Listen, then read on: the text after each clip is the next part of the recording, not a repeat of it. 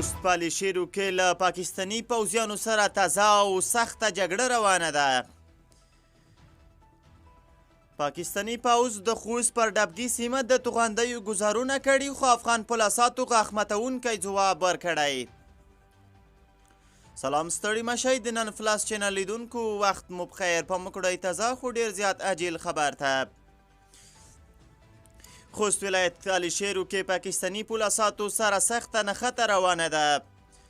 سرچینې پښتو میډیا ته وایي تېره شپه شاوخوا یوه نیمه بجه د خوست پالیشیرو ولسوالۍ کې د ډیورنډ فرضي کرښې ته څیرمه پر ډبګي سیمه پاکستاني ځواکونو توغندي توغولي وو چې د افغان پولیساتو د ځوابي بریدونو سره نښته رامنځته شوې وه.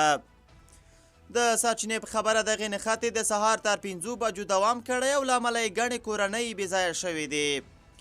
دغه نښته کې افغان نوري ته کوم زیان نه دی اوښتی خو د پاکستاني پوځ یو دیسي توپ او 10 میله سپکه وسله له پاکستاني پولیساتو څخه په سیمه کې پاتې ده او له پوستو په منډو بریالې شوې.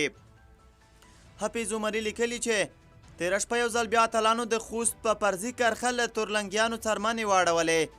سبحان الله قرار لیکلي اتلانو د خوست په فرضي کرښه د تورلنګیانو پر وړاندې داسې کارنامې ترسره کړې چې د تاریخ پاڼې به پرې تل ویاړ کوي. سیمه کې د عیني شاهدان وایي چې لا هم د خوست پالیشیرو ولسوالۍ په ډبګي او نورو اړوندو سیمو کې د طالبانو او پاکستاني ملیشو ترمنځ سخته جګړه روانه ده. سیمه ییزې سرچینې وایي چې دواړه لوري له سپکو او درنو وسلو استفاده کوي.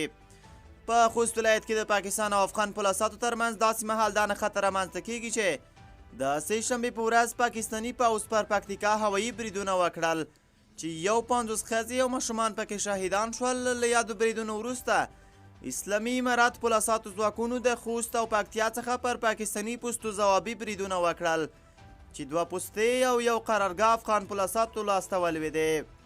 د بېګنۍ او نننۍ نښتې بشپړ جزئیات به په راتلونکو ریپورټونو کې درته وړاندې کړو. له موږ سره اوسئ.